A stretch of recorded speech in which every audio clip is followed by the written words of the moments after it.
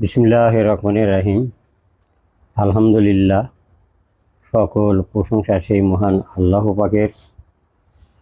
আজ আদম নূরের জালসার সপ্তাহের দিন। আজ আমরা বেশ কিছু মানুষ এখানে উপস্থিত হয়েছি।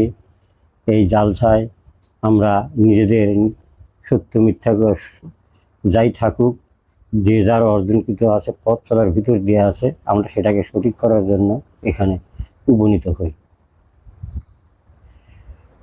অনেক বিষয়াদি আছে, যদি অতীত থেকে বলা যায় আমাদের মুর্শিদ পাক অনেক কিছুই বলেছেন। তথাপিও একটু আগেও আমার বাস্তি আম্বিয়া বলেছে, দুটি দিক আছে। একটি দিক সেই আউয়াল থেকে কোরআন বিশ্বনবী হজরত মোহাম্মদ সাল্লাল্লাহু আলাইহি সাল্লামের উপরে অর্পণ হয়েছে, কিন্তু সেটি কিভাবে, সেই আউয়ালের ঘটনা তিনার কাছে যেভাবে আসছে সেটি হলো ওহির মাধ্যমে, জিবরাইল আমিনের মাধ্যমে। আর আমাদের মুর্শিদ পাক, যিনি আত্মকামেল হজরত মোহাম্মদ আমির আলী আত্মসত্তায় বিলায়েতি, তিনি আদম জাতের জাতি হয়ে, তিনি আদম নফস জয় করে, আদম নফসে আদম শফিউল্লাহ দাবি করে তিনি যে বক্তৃতা রাখছেন, তিনি নিজে নিজেই সেই আউয়ালের ঘটনা তিনি বলতেন। তেনার কাছে কোনো জিবরাইলিত্ব ছিল না। তিনি বলেন নাই যে আমার কাছে জিবরাইল এসে কথা বলছে, আমি সেখান থেকে আপনাদেরকে শোনাচ্ছি। কিন্তু বিশ্বনবী কিন্তু এটা বলেছেন যে আমার কাছে ওহী আসতো, আমি আল্লাহ পাকের দূত আসতো, আল্লাহ পাকের কাছ থেকে খবর নিয়ে আসতো, যে কথাগুলি আসতো সে কথাগুলি আমি তোমাদেরকে শুনাই, বা জিবরাইল মাধ্যমে তোমাদেরকে শুনাই। আমাদের মুর্শিদ পাক আদম নূরি, তিনি কিন্তু সেই কোনো মাধ্যম এনার কাছে হয় নাই। তিনি যেটি দাবি করেছেন, যেটি বলেছেন, সেটি হলো সেই ফুৎকারের আত্মার কথা। সেই আদম, যাকে আদম আলাইহিস সালামকে দিয়েছিল, তিনি সেই আত্ম ধরেই কথাবার্তা বলতেন। তেনার কাছে কোনো জিবরাইলিত্ব ছিল না। তো এখন আমরা সেটিকে না যায় নিচের দিকে অনেক বক্তৃতা কথাবার্তা বলে আসতেছি, কিন্তু আমাদের মনে হয় স্মরণে নাই। আমরা মনে হয় কেতাবাদি দেখি না, আল কোরআনও দেখি না, নবীদের কাহিনী কিস্সা সেগুলোও দেখি না। নবীরা সত্য নিয়ে দাঁড়াতো, সত্য কথা বলতো। যদি কেহ বলতো যে তুমি রাশে এইগুলা করো না, এই দিকে আসো, তুমি একা একা আমাদের সঙ্গে চললে হয়তো তোমার মঙ্গল হবে, তিনি সেটা অ্যাভয়েড করতেন। তিনি বলতেন যে না, আমার আল্লাহ যা আমাকে জানিয়েছে তাহা আমি বলতেই থাকব, এতে আমার যা হয় হবে। এ বলতে গিয়ে অনেক নবী জীবন হারাইছে। তে সেদিকে আমরা কতটুকু জ্ঞাত আছি, না আছি কোরআনের দিকে জ্ঞাত, না আছি আমাদের মুর্শিদ পাক যা আমাদেরকে যা রচনা করে দিয়েছে, যা আবৃত করে দিয়েছে, যা দৃষ্টি করে দিয়েছে সেদিকে। যখন তিনি বিশ্ব মানব জাতিকে ডাক দিতেন, তখন তিনি সেই মানব জাতিকে বলতেন যে তোমরা এসো, দেখো আমি তোমাদের জাতি করতে পৃথিবীতে অবতরণ হয়েছি, অবতারি ঘটাচ্ছি। এই ডাক শুনে যারা আসতো তাদেরকেও অনেক সময় দিত, যে বলতো যে তোমরা আগে দেখো, বোঝো আমি যে কথাগুলো তোমাকে বললাম, তোমরা এগুলো পালন করতে পারবে কি না। যদি পারো তাহলে এসে আমার কাছ থেকে দীক্ষা নাও, তওবা নাও। আর যদি না পারো তাহলে তোমরা এখানে এসো না। হয়তো এভাবে দেখা গেছে যে অনেক মানুষই ঘুরেছে, হয়তো কেউ মাসের পর মাস গেছে, কেউ হয়তো 1 বছর, চাকরিজীবী যারা ছিল তারা বছরের পর বছর চলে গেছে, তারপরে এসে বুঝে শুনে এসে তিনারা তওবা নিছে। কিন্তু কতিপয় কয়েকজন মানুষ এই দুর্বৃত্ত ব্যবহারের জন্য আমি দুঃখিত। আপনারা এগুলো ছেড়ে দিন, নিজেকে বাঁচান, নিজের জীবনকে বাঁচান, আখিরাতে যাতে আপনারা সেই মানুষ হয়ে ফিরে যেতে পারেন। যে বিষয় নিয়ে আমরা আলোচনা করি বা তওবা করি, আমাদের মুর্শিদ পাক যেটি বলেছেন সেটি হলো আশরাফুল মাকলুকাত। আমরা এখন আশরাফুল মাকলুকাত, তার কারণ বিশ্বনবী ইসলামকে দিনই করেছেন। সমস্ত নবী রসুল যা কিছু আছে তাহা এই মানব ভাণ্ডে উঠে এসেছে। মানব এখন ফুল হওয়ার কারণে তার নাম রাখা হয়েছে আশরাফুল মাকলুকাত। এখন এই আশরাফুল মাকলুকাত কিতাব পড়তে হলে যার যার ভাণ্ড তাকে তাকেই পড়তে হবে। এখানেই সবার সাক্ষাৎ পাওয়া যাবে।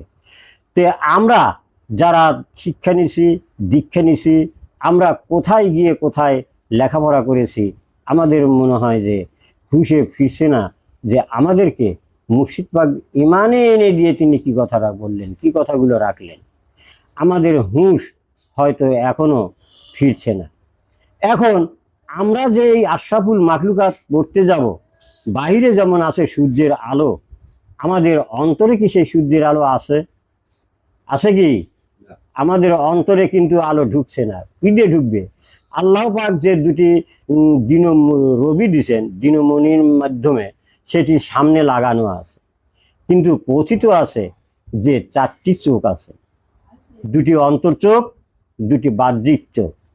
তাহলে আমাদের মুর্শিদ পাকের শিক্ষা অনুযায়ী আমরা তেনার সেই নূরের দৃষ্টি নিয়ে আমাদেরকে নিজ নিজ অন্তরের দিকে ধাবমান করছে যে তুমি তোমার অন্তরে যাও, তুমি তোমাকে পড়ো, তুমি তোমাকে পড়লে মানবকে পড়তে পারবে, তুমি সমস্ত কিছুই জানতে পারবে, বুঝতে পারবে, নিজেকে জানতে পারবে, বুঝতে পারবে।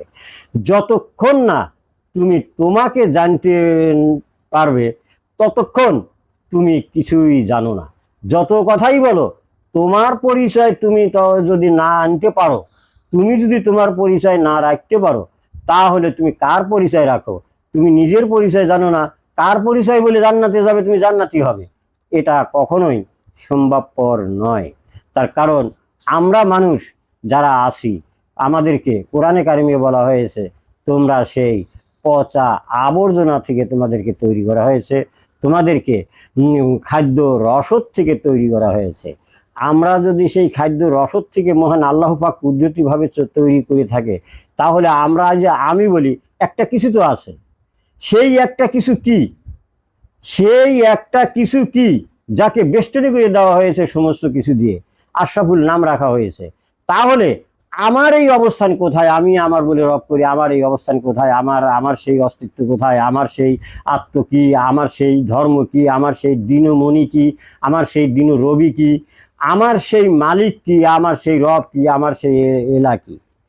আমি কিভাবে, যদি আমি আমাকে না চিনি, না বুঝি, যদি বধির হই, ঠসা হই, বোবা হই, তাহলে আমি কিভাবে আমাকে জানতে চিনতে পারবো?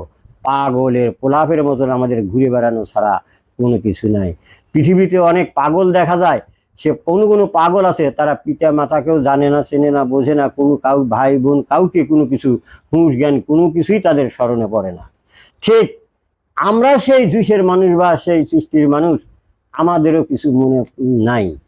আমরা তো মুর্শিদ পাকের তওবা নেওয়ার পূর্বেও মানুষ ছিলাম, কিন্তু কই এত তো কথা বলতে পারি নাই। কেন? কেই পাওয়ার দিলে এত কথা আমাদের ভিতর থেকে উদয়মান হয়? আর কেন আমাদেরকে বিতর্কিত চলতে হয়? তাহলে আমরা সেই নিজের পরিচয়ে আগে আসি। মুর্শিদ পাক এই কথাটি বারবার বলেছেন, তোমরা তোমার পরিচয়ে আসো।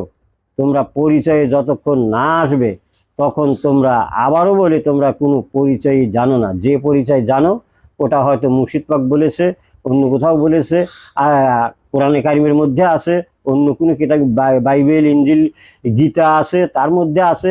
তোমরা সেগুলো পড়ে কিছু কথা নিজের থেকে ভাব জোগাড় করে বলে থাকো, কিন্তু কখনোই তোমরা নিজের থেকে বা নিজের রব থেকে, নিজের মালিক থেকে, নিজের দিন থেকে কথা বলতে পারো না।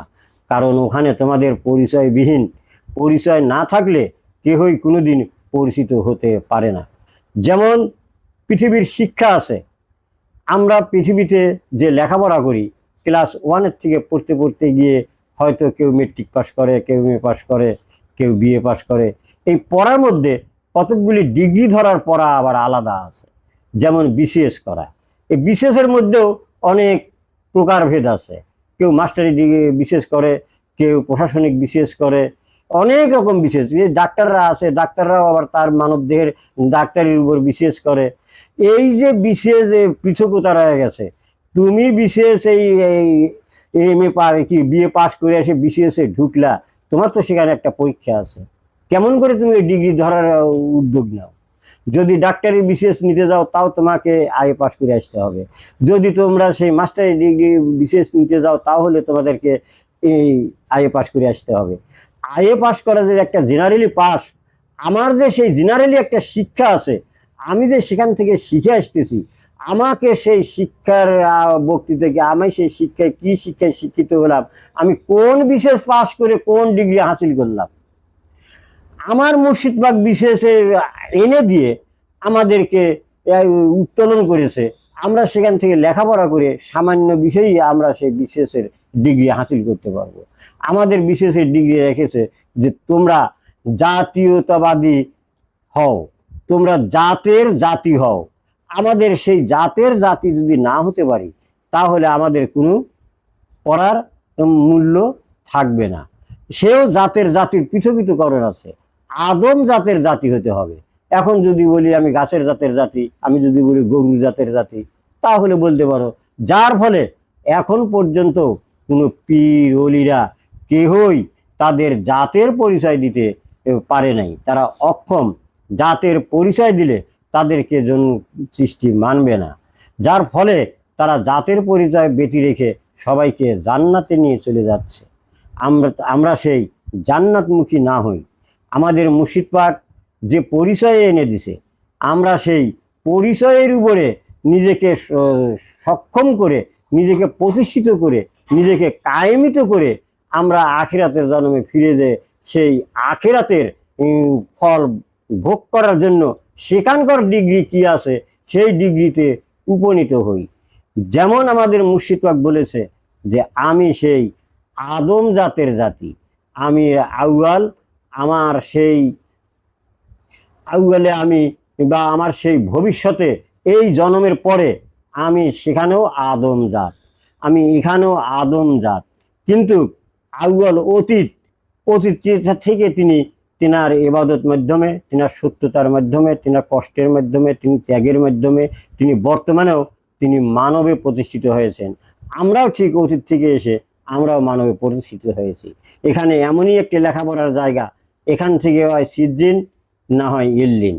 আমরা কোনোটার জায়গায় কোনো আমাদের মূল্যবান বিষয়াদি রাখতে পারিনি। আমরা না জানি নিজের অতীত, না জানি নিজের বর্তমান, না জানি নিজের ভবিষ্যৎ। যেনারা অর্জন করেছেন তেনারা ঠিক সেই বিশেষ ক্যাডারদের মতন ভবিষ্যতের এই জন্মের পরের জন্মের ডিগ্রি তিনারা প্রকাশ করেছেন। যেনারা নবী হয়েছেন আমাদের মতনই মানুষ, তিনারা বলেছে আমরা নবী। তিনারা যদি নবী হয়ে থাকে তাহলে ওই মানুষটি এখানে পৃথিবীতেও নবী দাবি করছে, সেই ভবিষ্যতেও তেনারা সেই নবী থাকবে। তা আমরা যে মানবে আসছি, আমরা যে সেই আশরাফুল মাকলুকাত, আমরা সেই মাকলুকাতের মানব সুরত, আল্লাহর সুরত, ইলার সুরত, এই সুরত নিয়ে যে আমরা পৃথিবী থেকে বিতাড়িত হব, তার ভবিষ্যৎ কি আমাদের জানা নাই, জানতে হবে না।